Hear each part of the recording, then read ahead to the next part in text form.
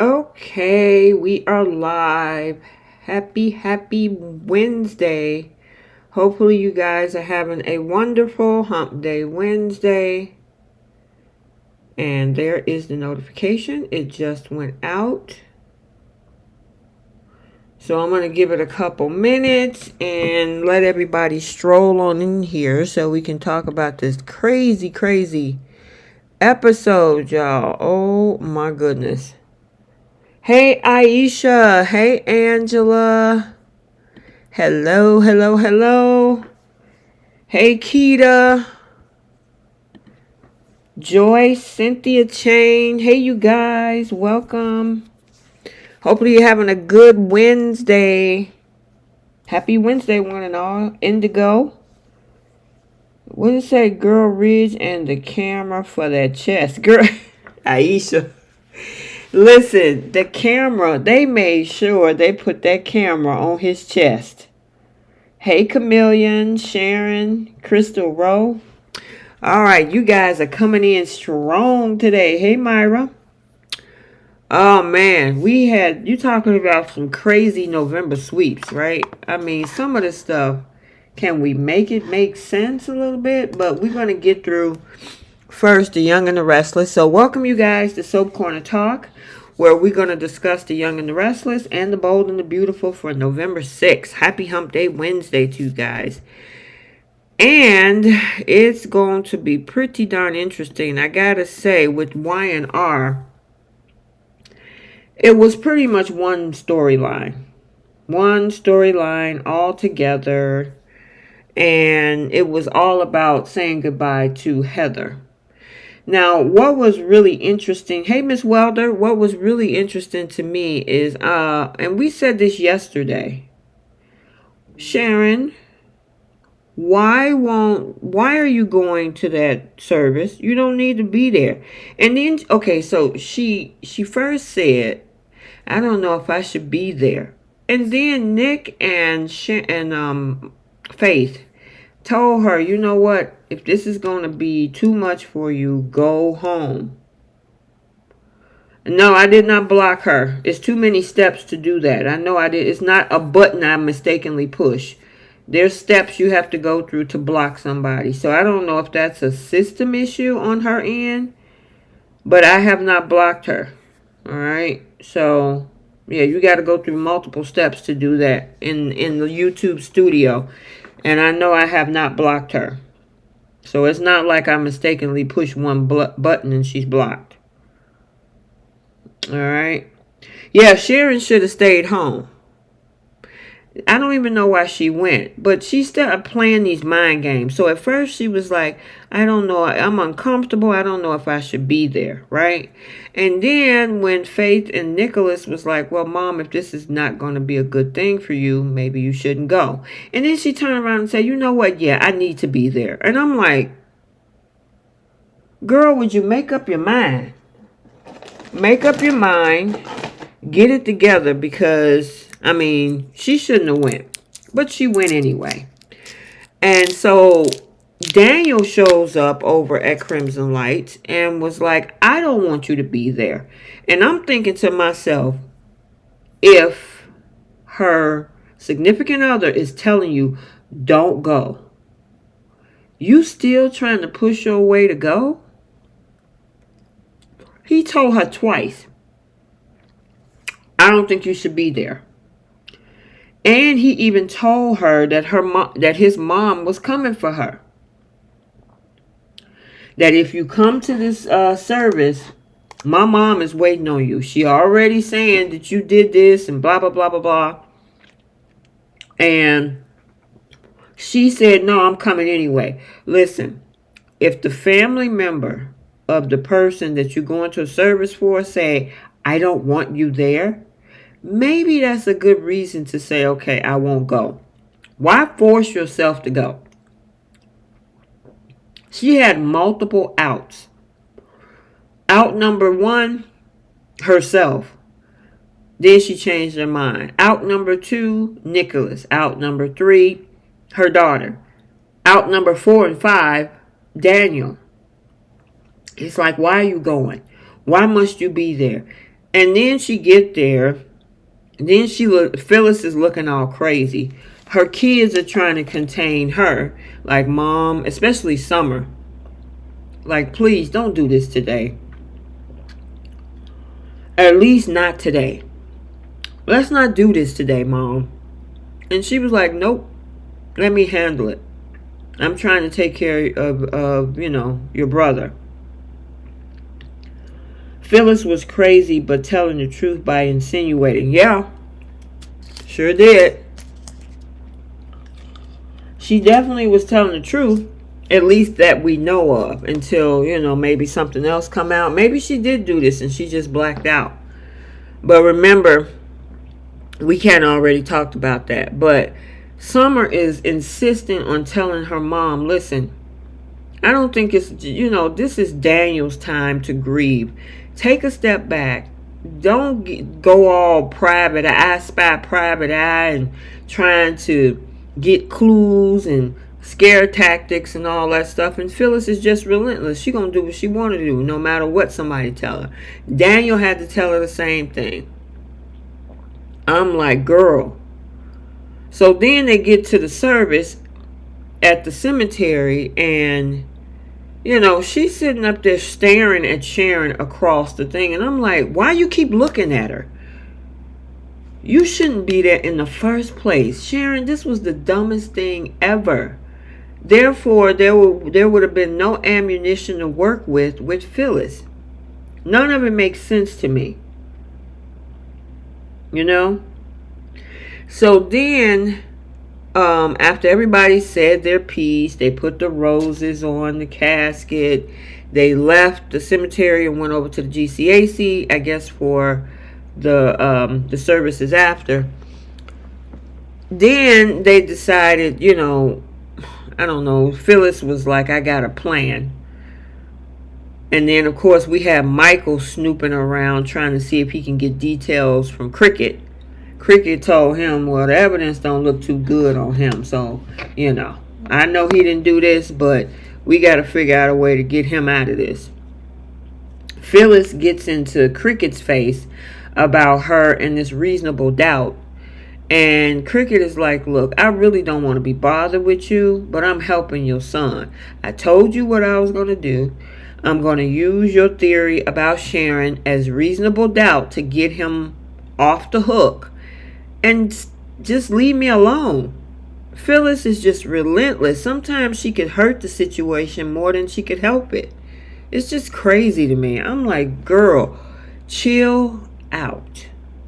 So then Phyllis had the bright idea to have everybody give a speech.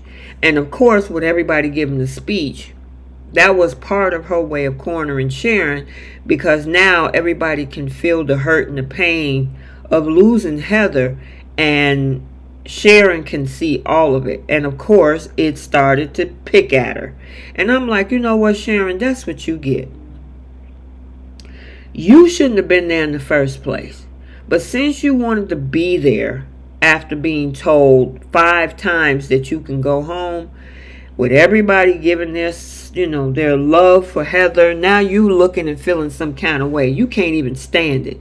You over there about to pass out by the door, and of course Phyllis is like, oh yeah, I got her now. Phyllis goes over there and demand her to confess. Sharon looked like she was about to have a nervous breakdown. And then Sharon still was able to muster up saying, I did not do this. And, I mean, that girl got all up in Sharon's face. Phyllis, I got to give it to Michelle Stafford and Sharon Case, because the emotion in that scene between the two ladies, they did an excellent job at that. I could imagine when they said cut, I bet you they was like cracking up, because they was like, oh my God, you did good. Yeah, girl, you did good too.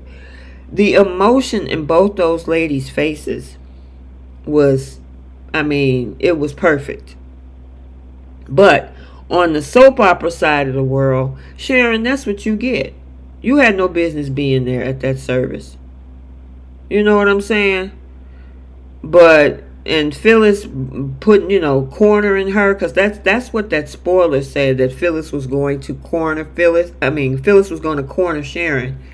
And she did a good job of it, but looked like Sharon didn't break. My thing is, where did Sharon go? She left up out of there. I'm surprised that with everything going on, that Phyllis might get some backlash when she walked back into the service with everybody else. Because I know Nick probably got a whole lot to say.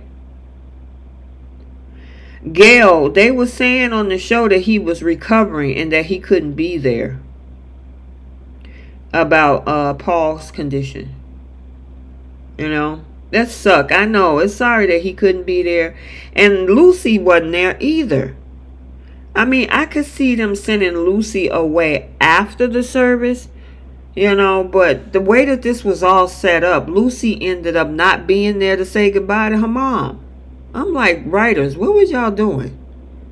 That part didn't make sense to me. It's one thing, was a big thing, not to have Paul there, but then you don't have her father there, and then you don't have her daughter there either. That was dumb. They should have did the services where Lucy could have been there, and then after the services, send her out to be with Danny. But that's the writing for you. And then, of course, in the dark of the night, Sharon just wandered out there by herself. Did she even take her purse? I'm like, somebody go get that girl. I wonder where she headed. I'm assuming maybe she get a car, but Phyllis looked like she was left devastated because she couldn't get Sharon to confess.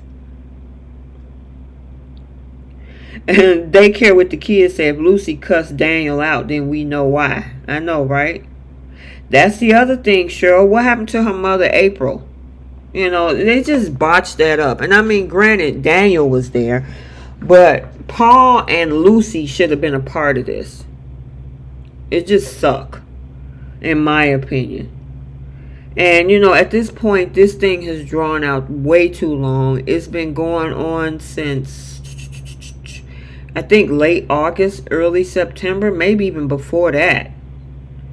So we're talking about a good 4 months with this storyline because Sharon's 30-year anniversary of the role happened the third week of September. We're now in November.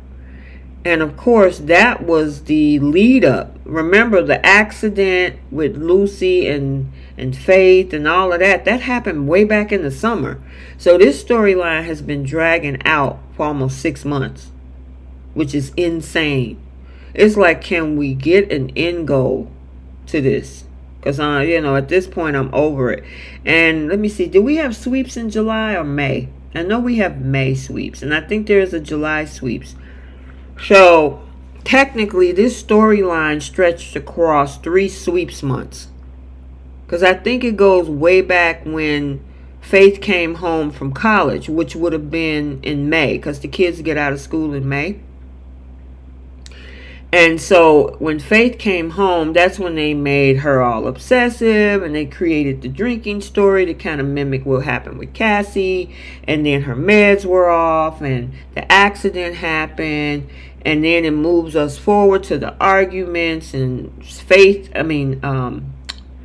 Lucy being combative and sneaking out and all this stuff. And then, of course, Faith ended up taking a year out of college because by that time she was supposed to go back to school in like July. And I'm like, May, this is November. This has been going on for 6 months. Exactly. Sandra saying, I'm tired of this storyline and it needs to end. I don't care anymore. Especially since they've already given both Sharon Case and Michelle Stafford their 30 years. I mean, Sharon's was like the she hit 30 years on September 14th. And then Michelle Stafford in the Phyllis role hit 30 years October 18th. Okay, so everybody got their flowers and their kudos and, the Emmy roles, because that definitely was an Emmy role for Sharon Case. But can we close up this storyline already? I mean, good God. It should not be going on for 6 months. Jenna. See, Jenna's in here. Hey, Jenna. I see Jenna. Everybody see Jenna. Make sure y'all acknowledge her to make so she'll know, that we can see her in the chat. Okay? Because so she's been having some system issues or something. Jenna said, I think they're going to send Sharon to a hospital and Daniel's going to jail. Well, that's possible. That is possible. Hey, Gabrielle, welcome. So, yeah, it was one big storyline today. We didn't get any Abbotts or any Newmans or anything in this episode. So, it was all about Daniel, Sharon, and Phyllis. Yep. All right, moving on. And I know Bree is going to have a lot to say later tonight in the the midweek chat. But we got to talk about Bold.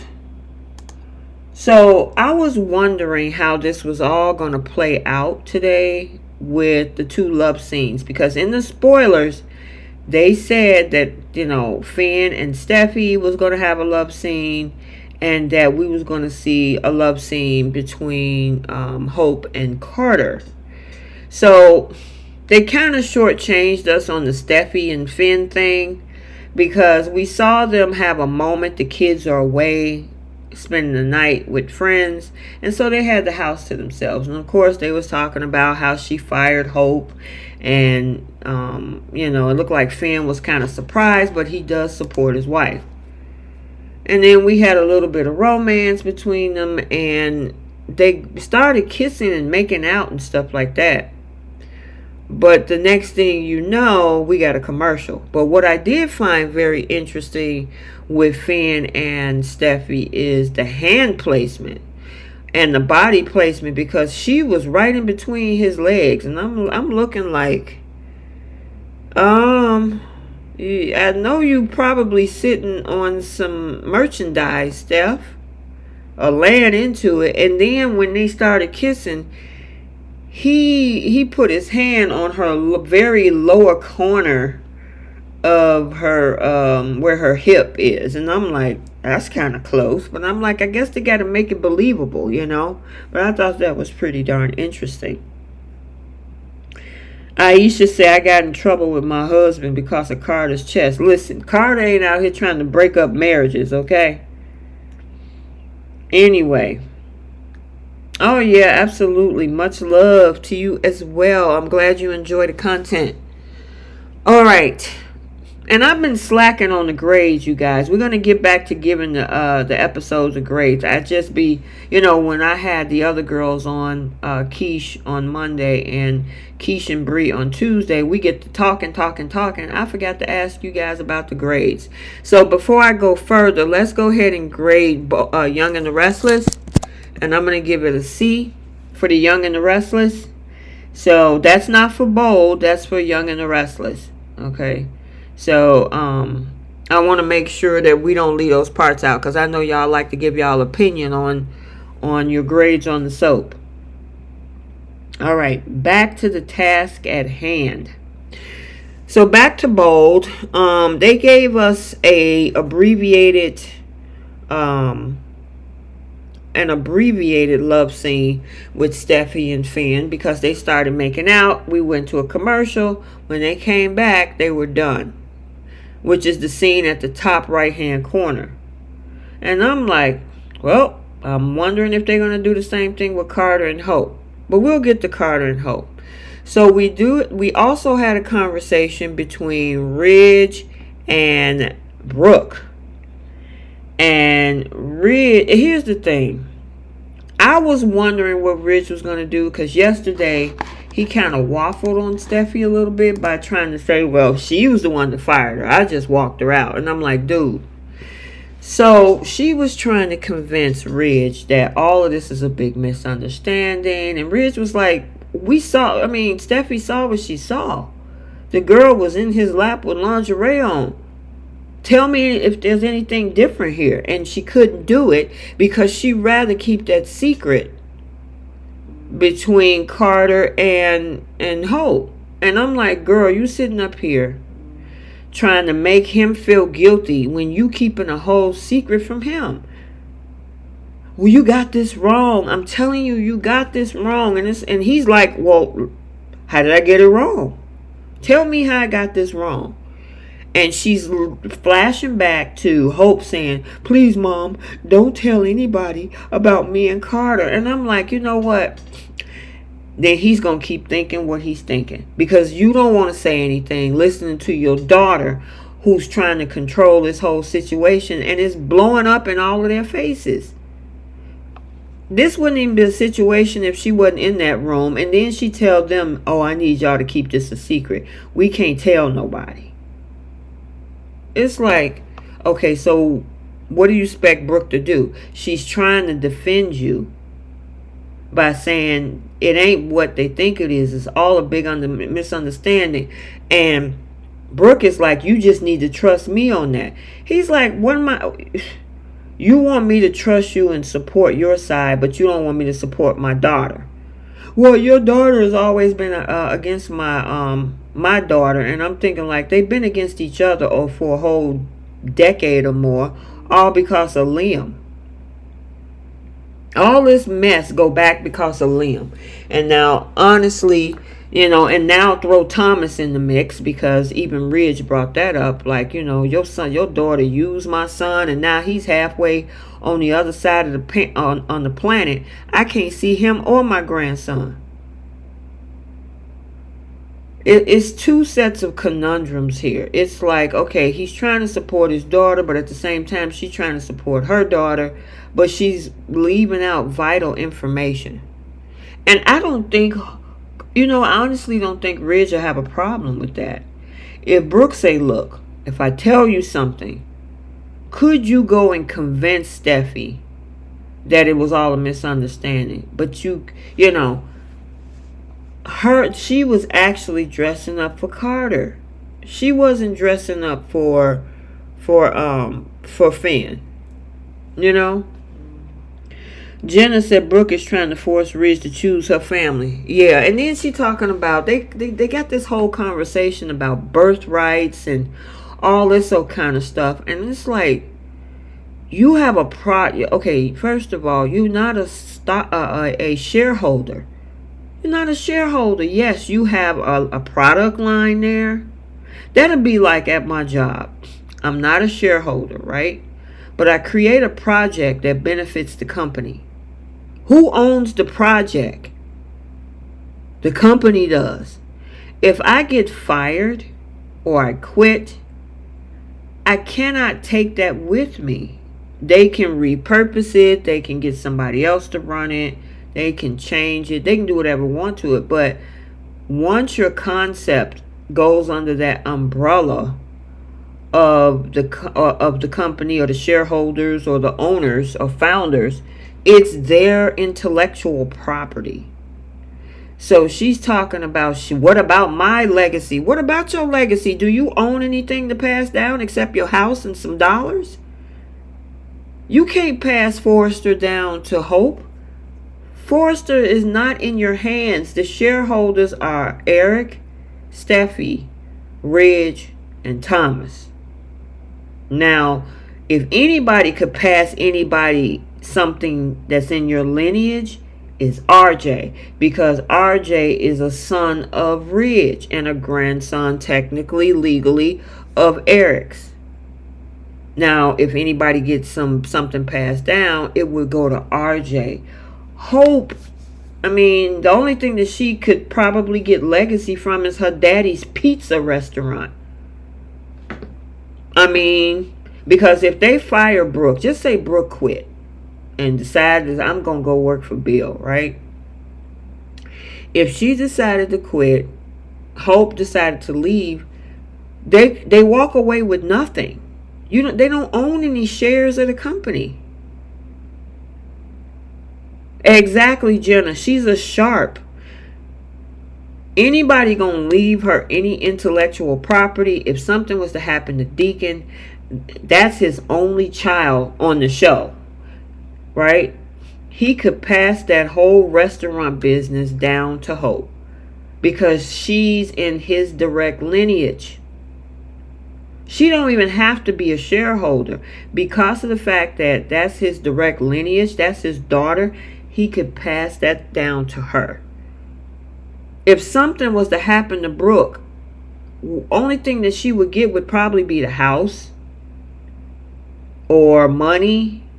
She won't get a piece of Forrester because Brooke doesn't own a piece of Forrester. I mean, exactly. RJ, Rick, Bridget, who else? Zende.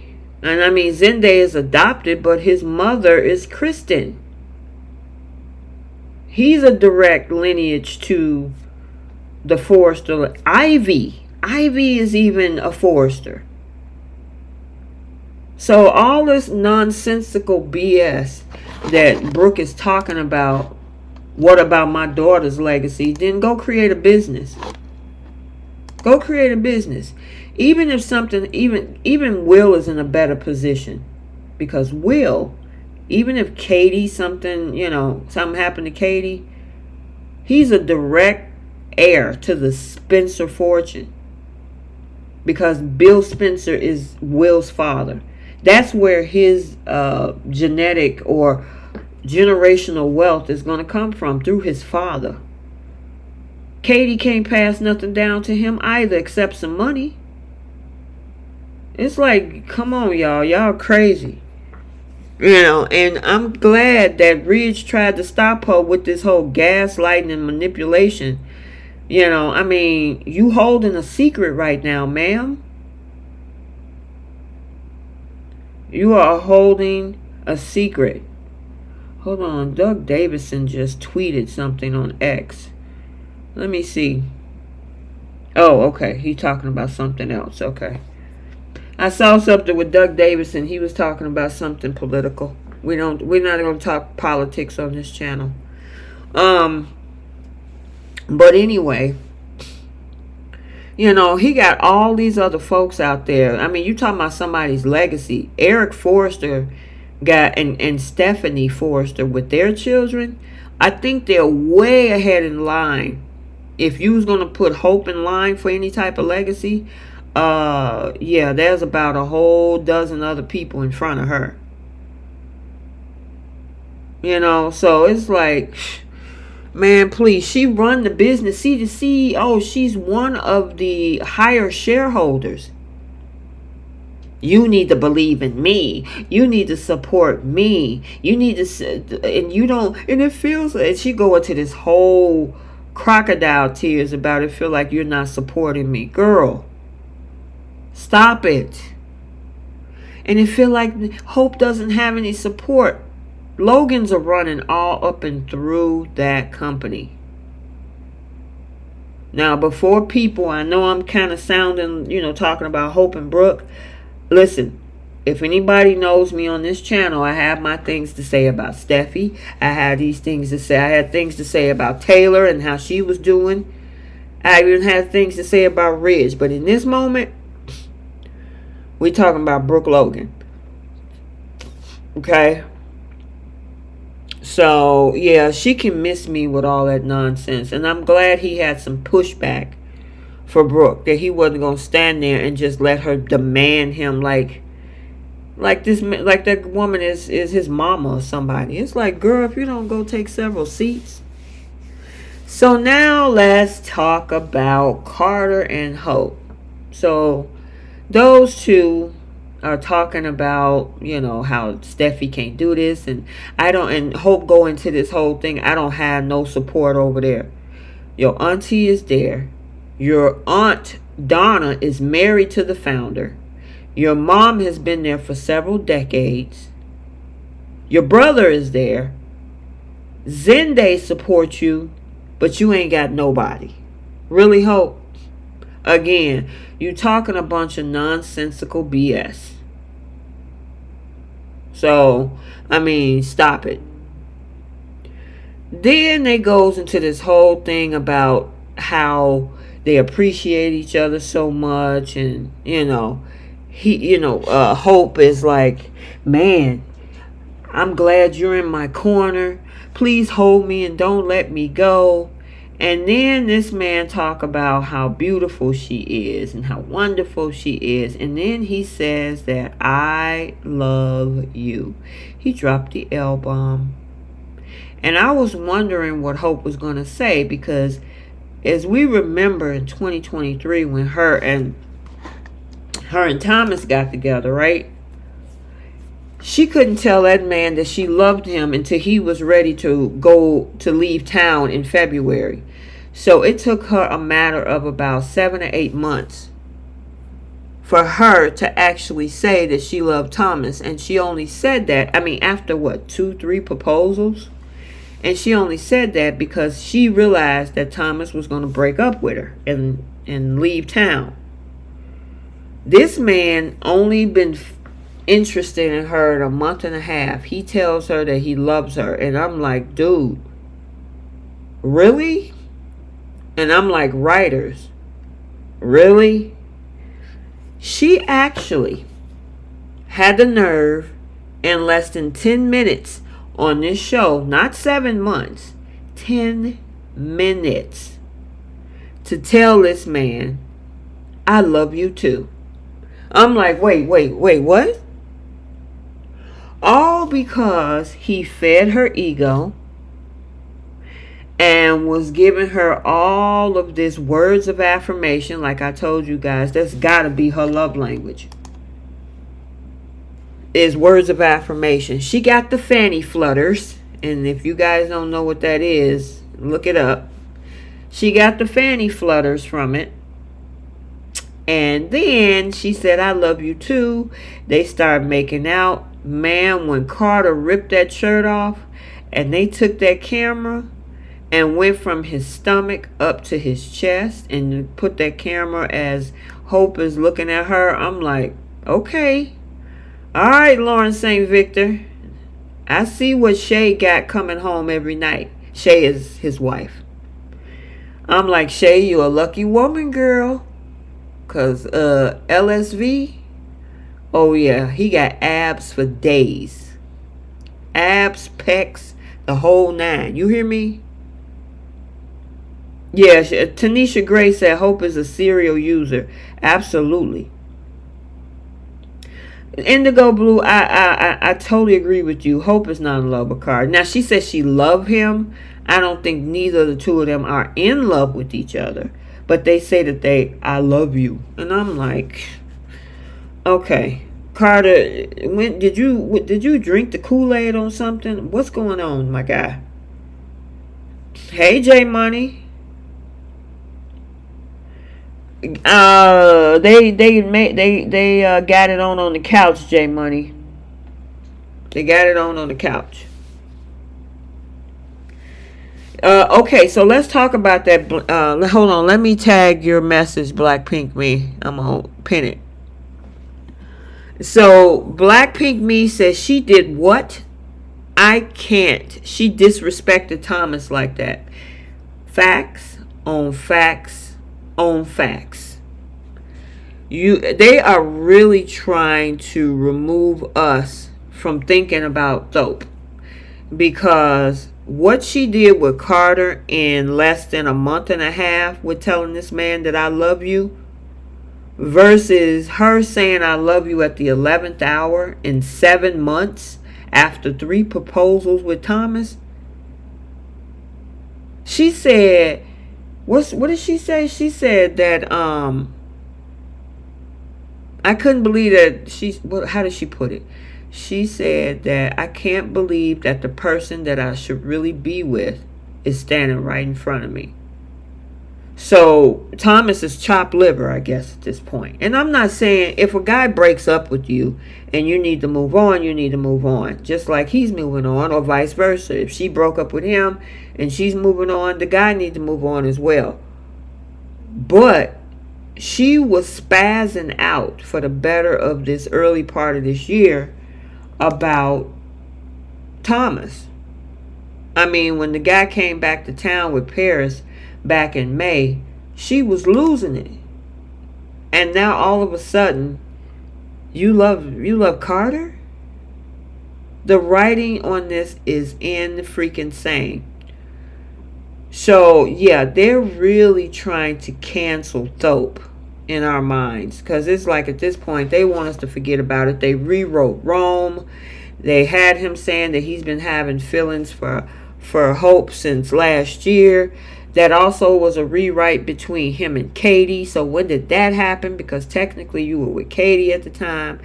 Then this summer, you had zero interest in Hope. And then after season 38 started, then all of a sudden you've been thinking about Hope. And that conversation started at the beginning of October. And now we're at the beginning of November and you love her. What do you love about her? I mean, answer that for us, Sherlock. What do you love about her? Allison said, even though I love Carter's abs, Thope still reigns. I mean, seriously. Melissa Spencer said, I bet Hope and Carter are married by Christmas before Thomas and Paris. I would like to know what they're going to do with Thomas. And I really want to know what they're going to do with that character. You know, I mean, it just makes no sense. You know. But we did get, I guess, somewhat of a love scene. And, I mean, again, they ripped his shirt off. She pushed him down on the couch. He's looking at her. She got this little black nightie on up under that dress. She sits on his lap. So, this goes back to something that Bree has been talking about, earlier this year. About wondering if the soaps are kind of dialing back the scenes, the romance scenes. Because if this was a Thomas and Hope thing from last year, it would have been a lot more passionate than what we saw today. They tried to slow it up in slow motion. She sat on his lap. You know, and I thought that was kind of weird because technically, I think she would have straddled him, right?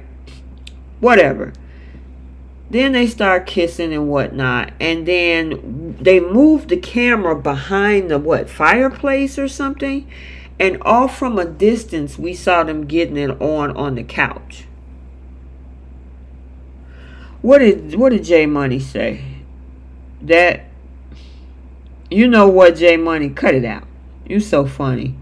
I read it. You funny. I know. Cheryl said you something else. Brittany had the baby. I've been looking for updates on that. I gotta go and check in his Instagram. I know they took some pregnancy photos, but I hadn't seen anything yet about the delivery of their son. Yeah, that love scene was absolutely ridiculous. I'm like, dang, if you're gonna give us something, we know when Carter was with Quinn, it was hot. We also know when Hope was with Thomas, it was hot. So obviously they must have told them not to dial back the intensity of the romance scenes. Because I'm like, really? That's what we doing? She gonna sit on his lap. They start kissing and then she flipped down on top of her. He still got his pants on. And then we get a scene from behind the fireplace with them in the distance on the couch making out. And then that was it. So, yeah, I don't like the, I don't know. The writing on this here sucks. It's just thrown together to me. It'd be different if Carter was having feelings for her maybe earlier this year when she was having feelings for Finn and maybe was trying to get her attention, but this just happened so fast. It's so forced. And so I'm like, okay, I love you too. Oh, let's make out. Let's get on the couch, rip the shirt off, unbutton the dress, sit on my lap. I put her across the couch, and then we get a scene from behind the fireplace. I know, Tamika, those Thope love scenes were hot to death. Yes, it was. So, yeah. David Hall said, we want Hope on crutches. You funny. You and J Money, y'all be having me cracking up in this chat. Darnell said, if it was me, Hope, I'd have Hope speaking in riddles, singing the Hummingbird song. Okay. Darnell, David, and J Money. Do I have to put y'all in timeout? No, I'm just kidding. Yeah, Sandra, it was too fast. It was too fast. Cynthia said it was not sexy, it was just awkward. Yeah, because they were trying not to be so risque. I think that's what it is. I mean, look at the scene that we had with Kyle and Summer earlier this week. She ripped the shirt off and then Summer interrupted. And I'm like, can you give us something?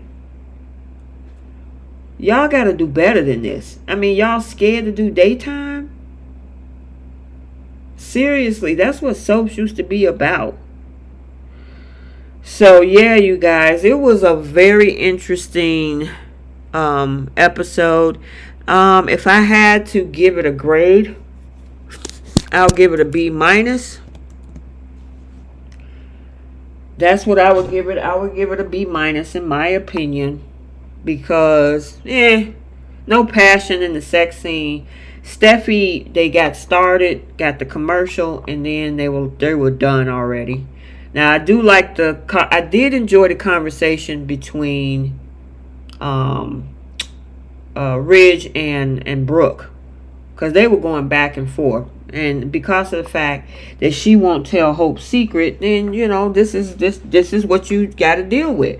Either you tell them the truth, or they gonna keep thinking that the girl was coming for Finn.